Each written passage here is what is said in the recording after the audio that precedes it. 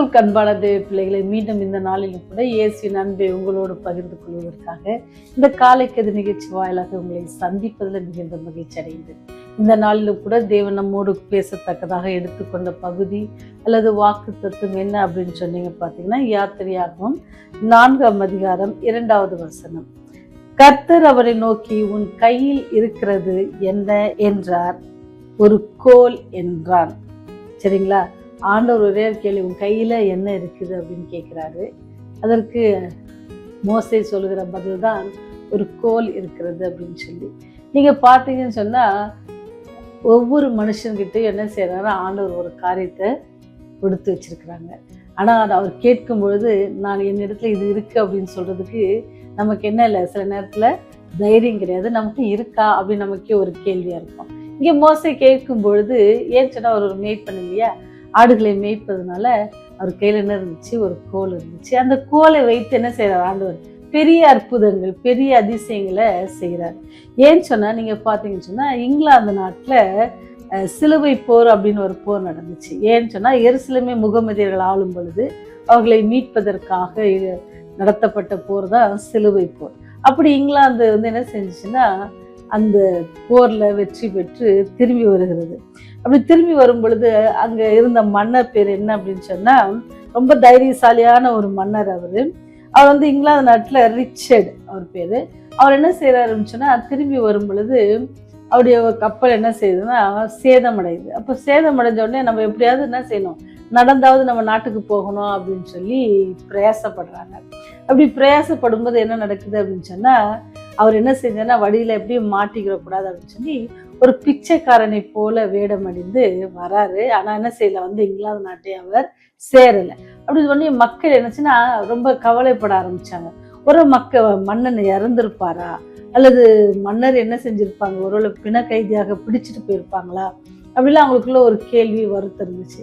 அந்த நாட்டுல ஒரு பாடகர் இருந்தாரு. அவர் என்ன செஞ்சாருன்னு சொன்னா, நான் என்ன செய்ய போறேன், எப்படியாச்சும் நம்ம மன்னனை தேடி கண்டுபிடிக்க போறேன் அப்படின்னு சொல்லி ஒவ்வொரு அரண்மனை, சிறைச்சாலை எல்லா இடத்துக்கும் அவர் என்ன செய்யறதுன்னா போய் நின்று பாடலை பாடுவார். ஏன்னா அவர்கிட்ட இருந்தது ஒரே தாளம் என்னன்னா பாடுகிறது.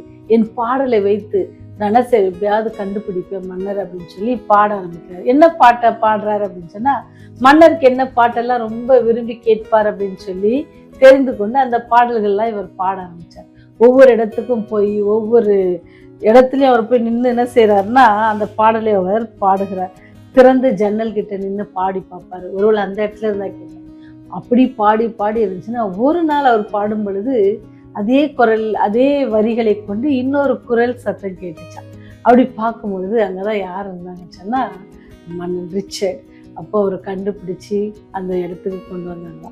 நீங்க பார்த்தீங்கன்னு சொன்னா, எல்லாரும் கவலைப்பட்டு இருந்தாங்க, எப்படி கண்டுபிடிக்கணும் அப்படின்னு தெரியல அப்படிங்கிறாங்க. ஆனா அந்த பாடகர், என்கிட்ட ஒண்ணுமே இல்லை, என்கிட்ட இருக்குது என்னதான் பாடுகிற தாளம் தான், அதை நான் வச்சு என்ன செய்வேன், கண்டுபிடிப்பேன்னு சொல்லி. பார்த்தீங்களா, ஒரு சின்ன இல்லை. அதனால இது என்ன சொல்ல வருது அப்படின்னு சொன்னா, ஒவ்வொரு மனிதனுக்கும் ஒரு தாளந்து கொடுக்கப்பட்டிருக்குது. உங்களுக்கும் சரி, அது எனக்கும் சரி, ஏதோ ஒரு தாளந்து ஆண்டவர் கொடுத்துருக்கிறார். அதை நம்ம எப்படி பயன்படுத்துகிறோம், யாரையாவது மீட்பதற்காக அதை பயன்படுத்துகிறோமா, இல்லை யாருக்காவது உதவி செய்வதற்காக நம்முடைய தாளந்துகளை பயன்படுத்துகிறோமா அப்படின்னு சொல்லி நீங்களும் நானும் யோசிக்க வேண்டும். அதனால தான் மோசைக்கிட்ட ஆண்டவர் கேட்குறோம், உன் கையில் என்ன இருக்குது அப்படின்னு சொன்னால் ஒரு கோல் அப்படின்னு சொன்னால், இப்போ நீ கீழே போடு அப்படின்னு அது என்னவாகுமா, சர்ப்பமாக மாறும். அதை பார்த்து மோசை பயந்துருவாங்க. இப்போ ஆண்டவர் சொல்றாரு, அதனுடைய திருப்பி பிடி அப்படிப்பாங்க, வாழை பிடி பாம்பை, திருப்பி அது கோலாக மாறும். நம்முடைய ஆண்டவர் வல்லமை உள்ள ஆண்டவர். உங்ககிட்ட இருக்குது என்ன இருக்குது, பாடுகிற தாளந்து, பேசுகிறது அல்லது எழுதுகிறது, என்னென்ன தாளந்து இருக்குது, அது ஆண்டவர்கிட்ட நீங்கள் கொடுத்தீங்கன்னு சொன்னால் அதை அவர் எப்படி பயன்படுத்துவார்னு சொன்னால் வல்லமையாய் பயன்படுத்துவார். நீங்கள் பார்த்தீங்கன்னா மோசே கோலை வச்சு நிறைய காரியங்கள், வாதைகள் பண்ணாங்க. வாதைகளை என்ன செஞ்சாங்க, இது பண்ணாங்க, செங்கடலை பிளப்பதற்கு, மாறாவின் தண்ணீரை எல்லாத்துக்குமே என்ன செஞ்சால் ஆண்டவர். உங்கள்கிட்ட சின்ன காரியம் இருந்தாலும் அது ஆண்டவர் என்ன செய்வாரா, வல்லமையாய் பயன்படுத்துவார். அப்படி வல்லமாய் பயன்படுத்துறதுக்கு நம்ம கையில் இருக்கிறது என்ன செய்யணுமோ ஆண்டவர்கிட்ட ஒப்படையணும். ஆண்டவர், எனக்கு இப்படி ஒரு காரியம் இருக்குது என்கிட்ட, இதை நான் நமக்காக பயன்படுத்த விரும்புகிறேன். ஒருவேளை உங்கள்கிட்ட பணம் இருக்கலாம், பண உதவிகளை மற்றவருக்கு செய்யலாம், அல்லது ஊழியர்களுக்கு நீங்களோட பணங்களை கொடுத்து என்ன செய்யலாம், ஆண்டவருடைய ராஜ்யத்துக்கு என்ன செய்யலாம், ஒரு பங்காளர்களாக இருக்கலாம். அது மாத்திரம் இல்லை, அப்படிக்கு ஒருவேளை நீங்கள் பாடுகிறவர்களாக இருந்தால் ஒவ்வொரு இடத்துல என்ன செய்யலாம், ஆண்டவரை துதித்து பாடுவதற்கு நீங்களும் ஒரு கருவியாக பயன்படலாம். ஒருவேளை நீங்கள் எழுதுகிறவர்களாக இருந்தால் சத்தியத்தினுடைய விளக்க உரைகளை எழுதுவது, அல்லது ஒரு சத்தியத்தை குறித்து புரியாதவர்களுக்கு இந்த ஒரு டாபிக் எடுத்து எழுதி அதை என்ன செய்யலாம், கைப்பிரதிகளாக கொடுக்க, நிறைய காரியங்கள் ஆண்டவருக்காக செய்யலாம். ஆண்டவர் கொடுத்த தாளந்து. சிலருக்கு என்னதுன்னா நல்லா பேசுவாங்க, மற்றவங்களுடைய கவலையாக இருந்ததுன்னா அவங்க பேசினா அவங்களுக்கு ரொம்ப சந்தோஷமாகும். சிலர் நல்லா ஜெபிப்பாங்க, அவங்கக்கிட்ட என்ன செய்யலாம், நீங்கள் ஜெபிக்கிற பிள்ளைகளாக, ஜெப வீராங்கனைகளாக, வீரர்களாக மாறி அநேகரை என்ன செய்யலாம், ஆண்டவரத்தில் வழிநாடு.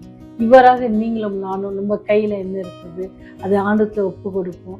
ஆண்டவர்கிட்ட நம்ம வெறுமையாக்கி ஒப்பு கொடுத்தோன்னு சொன்னால் அவர் என்ன செய்வார், நம்ம ஃபில் பண்ணி நம்மளை என்ன செய்வாரோ பெரிய ஆசீர்வாதமாக மாற்றி அநேகருக்கு என்ன செய்யுமா, ஆசீர்வாதமாக இருக்கும். ஆண்டுடைய ஊழியத்தில் நீங்களும் நானும் கூட என்ன செய்யலாம், பங்குள்ளவர்களாக இருக்கலாம். எப்படி மோசே அடிமைதன வீடாகிய எகிப்திலிருந்து கானான் பாலும் தேனும் ஓடுகிற கானான் தேசத்துக்கு அழைத்து போவதற்கு ஒரு கோலை வைத்து ஆண்டவர் மகனை வழி நடத்தினாரோ, அதே போல உங்களையும் என்னையும் இந்த உலகத்திலிருந்து பரம ராஜ்யத்துக்கு நாம் போவதற்கு தேவன் வழி நடத்த வல்லவராக இருக்கிறார். அப்போ உங்கள் கையில் இருக்கிறத ஆண்டவத்தில் ஒப்பு கொடுங்க. ஆண்டவர் உங்களை வல்லமையாய் பயன்படுத்துவார். இந்த நாளில் தேவன் உங்களை ஆசீர்வதித்து நீங்கள் உங்ககிட்ட இருக்கிற தாளந்த ஆண்டவருக்காக பயன்படுத்த நீங்கள் என்ன செய்ய, உங்களை ஆண்டவருக்கு ஒப்பு கொடுங்க. அப்படி நீங்கள் ஒப்பு கொடுத்தீங்கன்னா என்னோட ஜெபத்தில் சேர்ந்துக்கிறீங்களா? ஜெபம் செய்வோம். தேவனே, உன் ஊழியத்தின் மகிமைக்காக உதார்த்தமாக கொடுக்கிற உதவி செய்கிற குணமும் அல்லது எங்களுக்கு இருக்கிற தாளந்துகளே உங்களுடைய ஊழியத்திற்காக பயன்படுத்தத்தக்கதாக இன்று யாரெல்லாம் தங்களுடைய இருதயத்தில் வேண்டிக் கொள்கிறார்களோ கர்த்தாவே அவர்களை நீங்கள் பயன்படுத்துங்க, அவர்களை ஏற்றுக்கொள்ளுங்க. ஆண்டவரே, நாங்கள் வெறுமையான பாத்திரம் தகப்பனே, எங்களை தயவா எங்களுடைய பாவ ஜீவியத்திலிருந்து எங்களை மன்னித்து நீரே உடைய அன்பினாலே எங்களை இடைக்கட்டி ஆண்டவரே, நீர் எங்களுக்கு இருக்கிற தாளந்துகளை நாங்கள் உமக்காக பயன்படுத்தும். உடைய ராஜ்யத்தை குறித்து சுவிசேஷத்தை அநேகருக்கு சொல்லுகிற பிள்ளைகளாக இருக்க எங்களுக்கு உதவி செய்யுங்க, பாதுகாத்து கொள்ளுங்க, வழி நடத்துங்க. இயேசுவின் வழியை ஜெபிக்கிறோம் ஜீவனுள்ள பரலோக பிதாவே, ஆமென்.